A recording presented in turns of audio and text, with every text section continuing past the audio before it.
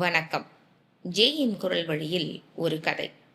திரு பட்டுக்கோட்டை பிரபாகர் எழுதிய சிறு கதைகளில் இது நாணல். 21C பஸ்ஸில் ஒரு பத்திரிகையை பல்லில் கடித்துக்கொண்டே பணம் எடுத்தாள் வித்யா. விலாசமும் வர்ணனையும் அப்புறம். பொண்டாட்டி கை போல் அழுத்தி டிக்கெட் வைத்தான் கண்டக்டர். தன் ஸ்டாப்பில் இறங்கிக் கொண்ட போது சென்ட்ரல் ஜெயிலில் இருந்து விடுதலையானது போல உணர்ந்தாள். பாரதி பெண்ணாய் நேர்கொண்டு பார்த்தாள். நிமிர்ந்து நடந்தாள். மாலை வெயில் மஞ்சளாய் பெய்து கொண்டிருந்தது. வியர்வை ஈரக்கழுத்துடன் தன் தெருவில் நுழைந்தாள். குச்சி நட்டு புழுதி கிளப்பி கமெண்ட்ரி இல்லாத கிரிக்கெட்டில் வேலி தாண்டி சிக்ஸர் அடித்தான் சின்ன தம்பி சீனு. வாசலில் அம்மா கோலம் உருவாக்கி கொண்டிருந்தாள். கோழி தன் குஞ்சோடு குறுக்கே நடந்து கால் அச்சு பதித்தது. என்ன வித்யா, இன்னைக்கு லேட்டு? 5 மணிக்குள்ள வந்துடுவியே. பல்லவன் என்றாள். பால் சூடா இருக்கா இல்ல சுட வைக்கணுமாம்மா? நீ முகம் கழுவிட்டு வா வித்யா, நான் காஃபி போட்டு வைக்கிறேன். ரவி வந்து விட்டான். முகம் கழுவி காஃபி சாப்பிட்டு விட்டு அவனிடம் பேச வேண்டும். தன் அறைக்குள் வந்து கதவை சாத்தி விட்டு ஹேண்ட்பேக்கை ஆணியில் மாட்டிவிட்டு ஒவ்வொரு கைகளையும் உதறினாள் வித்யா. நைலெக்ஸை நழுவ விட்டாள். எதிரே நீல கண்ணாடியில் கவர்ச்சி வித்யா. வாயில் புடவை காட்சியை வாபஸ் வாங்கி கொண்டதும் கதவை திறந்து கொண்டு கொல்லைப்புறம் வந்தாள். சகடை கீச் கீச் என்றது. முகம் கழுவி ஹாலுக்கு வந்தபோது ஆவி காஃபியுடன் அம்மா. ரவி முதலே வந்துட்டானா? மத்தியானமே வந்துட்டாண்டி. ஏன், எதுவும் தலைவலியோ? அது என்னமோ, என்கிட்ட எதை சொல்றான், உருன்னு இருக்கான், ஒன்னும் பேசல. நீயே கேட்டுக்கோ. காஃபி டம்ளரை தந்துவிட்டு ரவியின் அரைத்திரையை விளக்கினாள். ஜன்னலின் கண்ணாடியை சாத்தி வைத்து ஷேவிங் பணியில் ரவி. மூக்குத்தி பூ மேலே காத்து உட்கார்ந்து வீசியது. ரவி, ரேடியோவை நிப்பாட்டு. அது உட்கார்ந்து பேசையிலே தேனு உள்ளூர ஊறி நின்றது. மத்தியானமே வந்துட்டியாமே? என்றான். முகத்தில் அம்மா சொன்ன உர் இருந்தது. மா போட்டு மேலே புள்ளி. உடம்பு எதுவும் சரியில்லையா ரவி? இல்லையே. பின்ன நான் வேலையை விட்டுட்டேன். இடியட். கரெக்டு, என் முதலாளி தான் இடியட், அதனால தான் விட்டுட்டேன். ரவி, உன் மனசில் என்னதான் நினைப்பு? இந்த நிமிஷம் காயம் படாமல் ஷேவிங் பண்ணி முடிக்கணும்னு நினைப்பு. ரவி, என்ன நடந்துச்சு சொல்லு. ஒத்து வராதுக்கா எனக்கு. நேற்று தானடா சேர்ந்த. நேற்றே ரிசைன் பண்ணியிருக்கணும், கொஞ்சம் லேட்டு தான். எவ்வளவு கஷ்டப்பட்டு எவ்வளவு சிபாரிசில் அந்த ஷோரூமில் சேர்த்து விட்டேன் தெரியுமா? 450 ரூபா. 1 மாத சம்பளம் கூட வாங்கலை. நேற்று சேர்ந்து இன்னைக்கு வேலையை விட்டுட்டேன்னு சொன்னா என்னடா நடந்துச்சு சொல்லு. சாரிக்கா, அந்த முதலாளிக்கும் எனக்கும் ஒத்து வராதுன்னு சொன்னா விட்டுடு, கிண்டாத. என் கொள்கைகள் தனி. பெரிய பஞ்சசீல கொள்கை. அவன் வேலை வேலைன்னு 7 வருஷமா தாடி வளர்க்குறான். வாழை மட்டையால மேஜை துடைக்கிறான். சினிமா கவுண்டர்ல டிக்கெட் கிழிக்கிறான். 2 அட்டம்ப்ட்ல பாஸ் பண்ண பிஏக்கு இதை விட கௌரவமா ஒரு வேலை கிடைக்குமோ? நீ உருப்பிட மாட்டடா. புதுசா ஏதாச்சும் சொல்ல.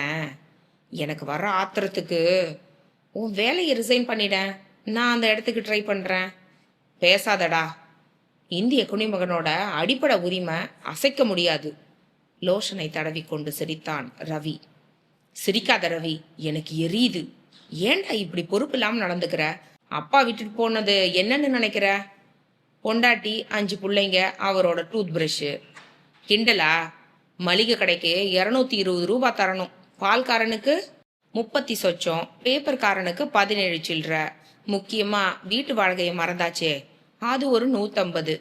ஆக மொத்தத்துல கல்யாணி அம்மாள் குடும்ப செலவு கணக்கு மாசம் 500 and odd.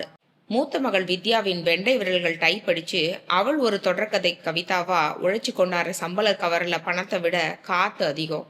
இது எனக்கு புரியலங்கிறியா? புரிஞ்சா இப்படி செஞ்ச? நாம தான் கொஞ்சம் வளைஞ்சு போகணும். அப்படி என்னதாண்டா நடந்துச்சு? மறுபடியும் அதை நோண்டாத. நாளைக்கு ஒரு கம்பெனியில் இன்டர்வியூ இருக்கு. என்ன, போனதும் முதல்ல இந்த ஜி ரவிக்கு அப்பாயின்மெண்ட் ஆர்டரை நீட்டுவான், கை கட்டிட்டு வாங்க போறியோ? கத்தாத சிஸ்டர், ஹிஸ்டீரியா வரும். குடும்ப செலவுக்கு ஒரு வழி சொல்கிறேன் கேளு. மாதம் பிள்ளையாருக்கு செய்கிற அர்ச்சனையை நிறுத்தினா தேங்காய் செலவு மிச்சம்.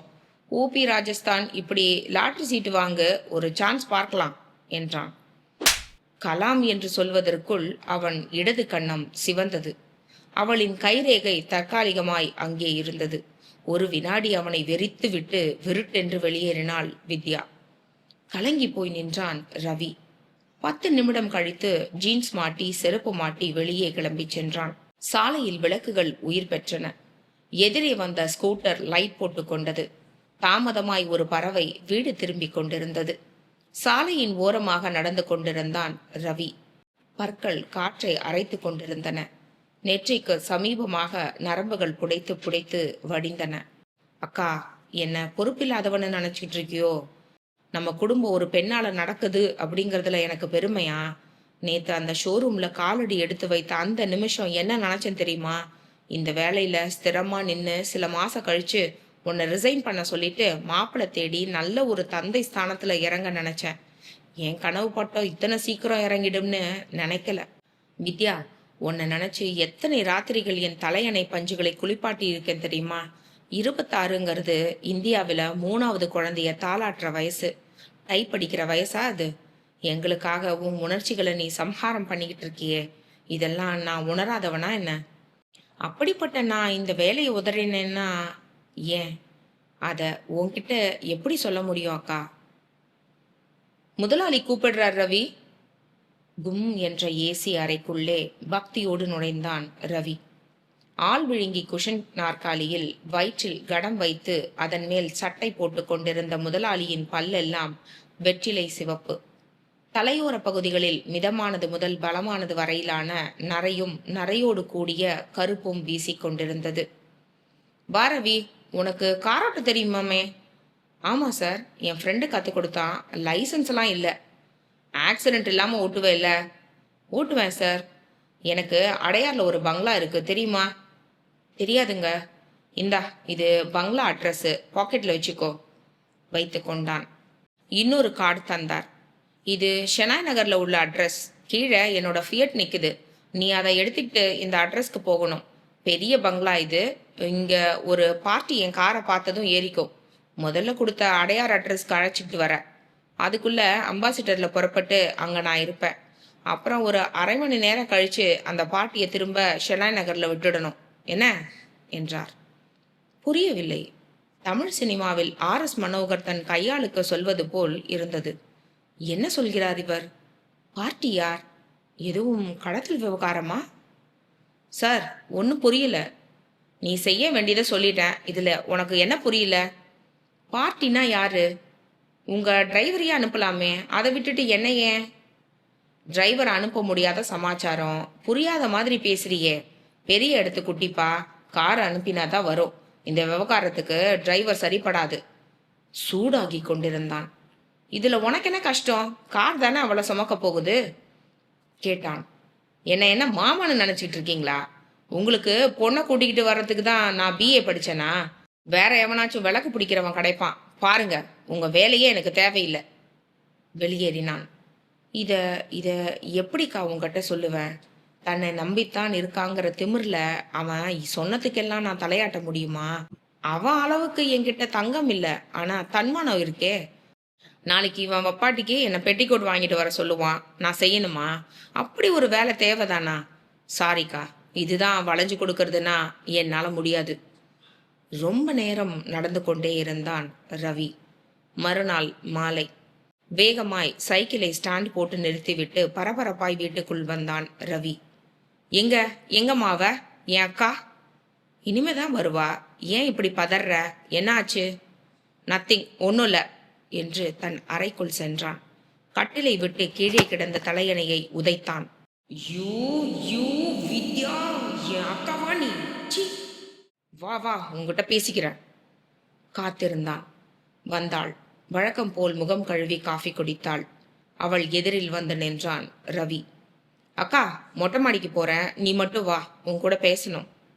ரொம்ப கோவமா தெரியுதே. வா என்று படிகளில் ஏறி மொட்டை மாடி சென்றான். 5 நிமிடம் கழித்து மேலே வந்தாள் வித்யா. நீல வானம் நிறம் மாறிக்கொண்டிருந்தது. பக்கத்து வீட்டு ஆண்டனா மேல் குருவி. என்ன ரவி? அக்கா, நாளையிலிருந்து நீ ஆஃபீஸ் போகக்கூடாது. ஏன்? ஆஃபீஸ் சக்கரம் போட்டுக்கிட்டு நம்ம வீட்டுக்கு வந்துடுமா? ஷட் அப், அரைஞ்சிடுவேன் தெரியுமா? தெரியுமே. என்ன தெரியும்? மத்தியானம் மேட்னி ஷோவுக்கு நீயும் தேவியும் வந்திருந்தது தெரியும். இன்டர்வெல்ல எங்க ஆஃபீஸ் மேனேஜரோட சேர்த்து என்னை பார்த்துட்டு திடுக்கிட்டதும் தெரியும். அதானே என்றாள் நிதானமாய். வெல், சொல்லு. தெய்வீக ஆத்மார்த்த பூர்வ ஜென்ம லொட்டு லொசுக்கு காதலா?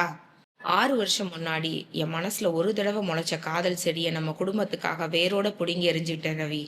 அதுல இருந்து இந்த நிமிஷம் வரைக்கும் என் மனசு தரிசாதான் இருக்கு. பின்ன மத்தியானம் அவரோட நான் சினிமா வந்தது அவருக்கு நான் கொடுத்த கம்பெனி.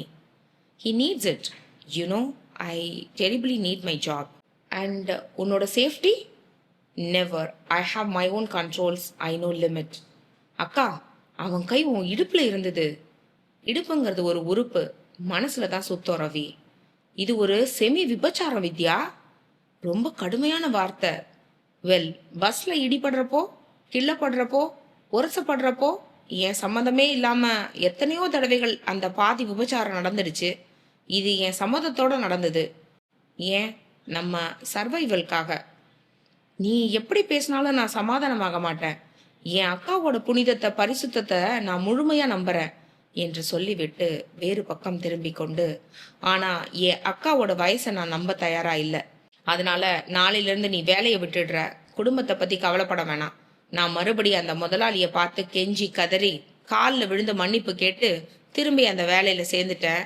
மறுபடியும் விலக மாட்டேன். தனியா என்னால நம்ம குடும்பத்தை காப்பாற்ற முடியும் என்றான். பதிலுக்கு காத்திராமல் இறங்கியும் சென்றான். மறுநாள், முதலாளி கூப்பிடுறார் ரவி. சென்றான். அட்ரஸ் கார்டு நீட்டினார் முதலாளி. அதை வாங்கி கிழித்து மேஜை மேல் போட்டான். இது வேணாம் சார், 30 வயசு கிழம் இது. மாம்பழத்துல ரேகான்னு பேரு, காலேஜ் ஸ்டூடெண்ட்டு. 17 வயசு. என் ஃப்ரெண்டு சொன்னான். தொட்டா துள்ளுவாளாம். புதுசு, நல்ல சிகப்பு. அவளை அழைச்சிக்கிட்டு வரேன். நாணல் என்பதின் பொருள் வளைதல். இது போன்று பல சிறுகதைகளை வாசிக்க நான் ரெடி. கேட்க நீங்களும் ரெடி தானே?